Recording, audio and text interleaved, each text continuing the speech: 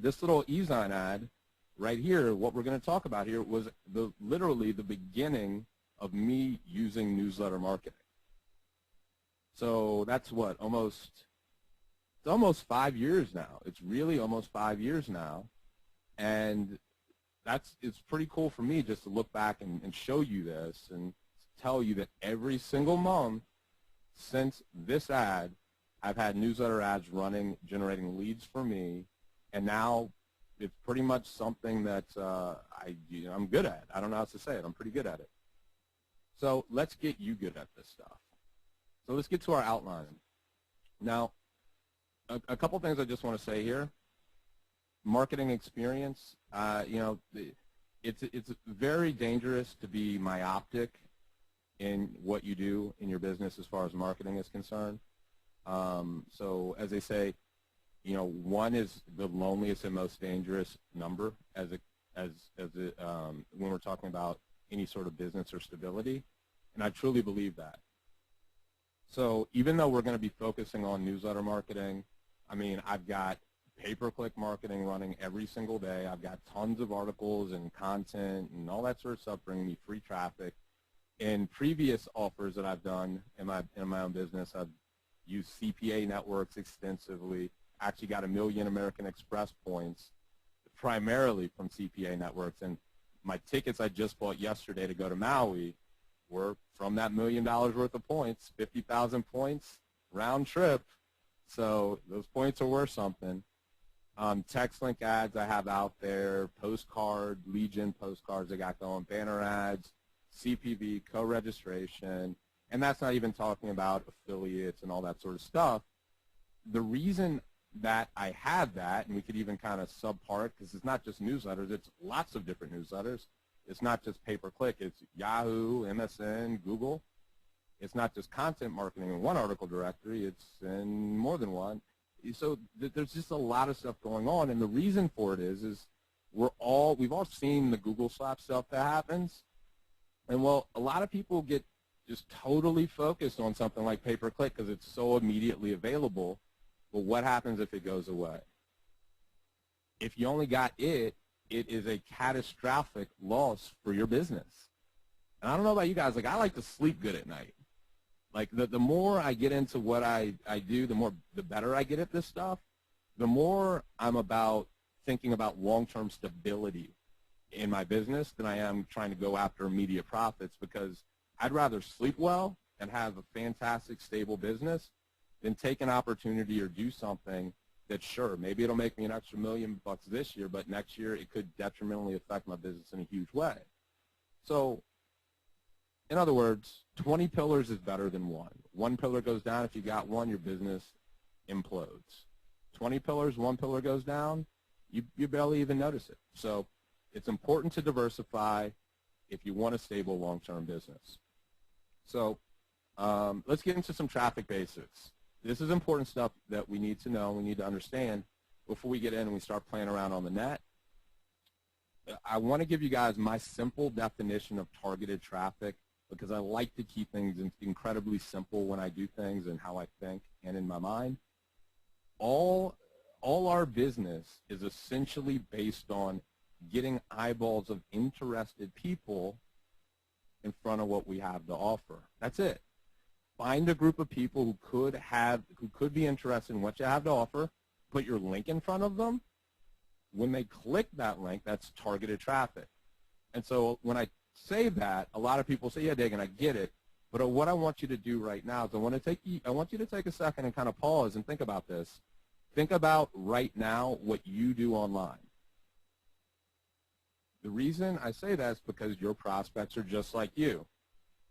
I know that earlier today I could tell you I checked out Mike Dillard's Better Networker.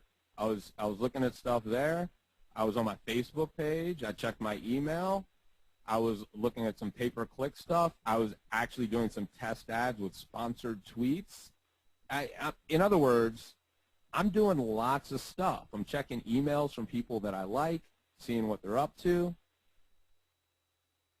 That's just like what your prospects are doing. So the name of the game, guys, is to be as far as targeted traffic and winning based on leads.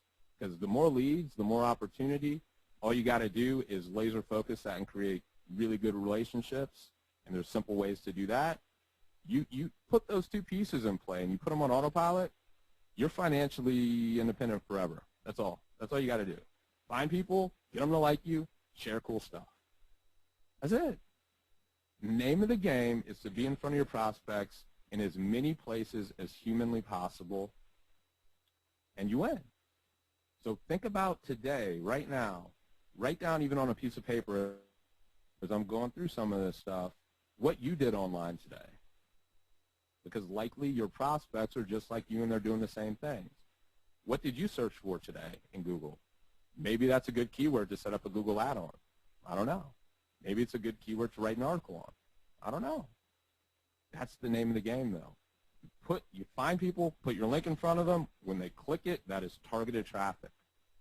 So another thing I want to talk to you guys about in traffic basics here, there are 3 more bullet points I want to go through, is the difference between paid versus free traffic, paid versus free. And really, the only difference between the two is speed. And here's what I want to say, because I've done this stuff for a little while now. And invariably, when a new person comes to me, I'll give them several different options of what they could do and should do to start sparking success in their business. And like 90% of them will say, oh, well, I think I'm going to get started with the free stuff. And I know why, because we start out with kind of an employee mindset, and we're like, well, just give me 3 steps, give me 3 steps, give me 3 steps, give me 3 steps. And we want as little risk as possible, because we're not really thinking about our business as like a McDonald's franchise owner is. We're thinking about it as like, well, I really hope this works. Let's keep our fingers crossed. So we're not willing to risk our money, which I think is wrong. It's just you got to change your mindset. But the reason that I want to bring up this point about paid versus free is I don't always think that free is the best way to go for a lot of people. And the reason is I see a lot of people peter out, because to make the free stuff work, you got to work. You got to put some elbow grease into it. To this day, from articles I've submitted 5 years ago, I still get traffic and leads, but there's literally like almost 800 articles out there now. And there should be more. I just haven't done more. But that's some serious elbow grease to get that stuff to work. And it takes time. A lot of people lose heart and give up on themselves because they're trying to reduce risk by going the free way. And because they're not positively reinforcing their own success, they give up, go back to, well, life isn't so bad, and they quit their business. If you're a person like me that needs some positive reinforcement, like on a daily basis, like I'm a guy that I always want to see how many sales I got today. I always want to see what's going on, how many leads I got today. I know how many leads I got 20 minutes ago because I looked right before we started. You really should think about using paid media because you get traffic immediately. So you're going to walk out by the end of tonight, and you're going to have a strategy to get traffic specifically on a specific day, and it's going to come. You're going to get leads from it. That is positive reinforcement. Whereas the other way, sure, you're going to get results, but you got to wait. You do. It's just how it goes. So the quality is the same. In fact, some of the free stuff can, in terms of my numbers, I actually have more sales conversions per lead. But it takes a while to build up steam that way. So if you want results fast, and you know psychologically you're a person that needs positive reinforcement to continue to have fuel to succeed, you might want to reframe how you think about what you're doing in your business. And this is just all these things I'm telling you are some of the things I had to figure out in my own mind to get right in order to succeed. So just take it as that. So we're going to be talking about paid traffic. That's what newsletter marketing is. And I want to give you a distinction between even within that, even between paid traffic. Maybe you don't know, there are actually 2 types of paid advertising that you can do online if we want to lump them into big things.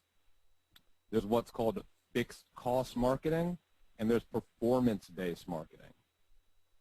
And the strategy to be successful with either is different. So, example, newsletter marketing is fixed cost marketing. The reason that people shy away from it, and we'll talk about it in a few minutes as we go and play around, is because, well, what happens if I pay $100 for a newsletter and absolutely nothing happens? So people get fearful of that. Well, if you do your homework right and you do the steps we're going to go through, you'll be fine. But if you're in a fixed cost marketing world, meaning like you paid for it, banner advertising is another example of fixed cost marketing. The name of the game is to extract the maximum amount of results possible. And you're going to see how that plays out when we talk about newsletter marketing in just a second. The other type of paid media, in my opinion, is performance-based. So performance-based media is you only pay for a particular performance. A quintessential example of that sort of marketing is pay-per-click marketing. So with pay-per-click marketing, you only pay when someone sees your ad and clicks on it. So if in a fixed cost world we have to pay this amount of money in order to make and realize as much revenue as possible, we got to drive results through the roof. So we got to market a certain way. It's actually the opposite approach that we take with performance-based. Because with performance-based media, what we're basically saying to ourselves is, since I'm only paying on performance, I only want to pay and create performance for people that really want what I got. So it's actually better to disqualify people in a performance-based world.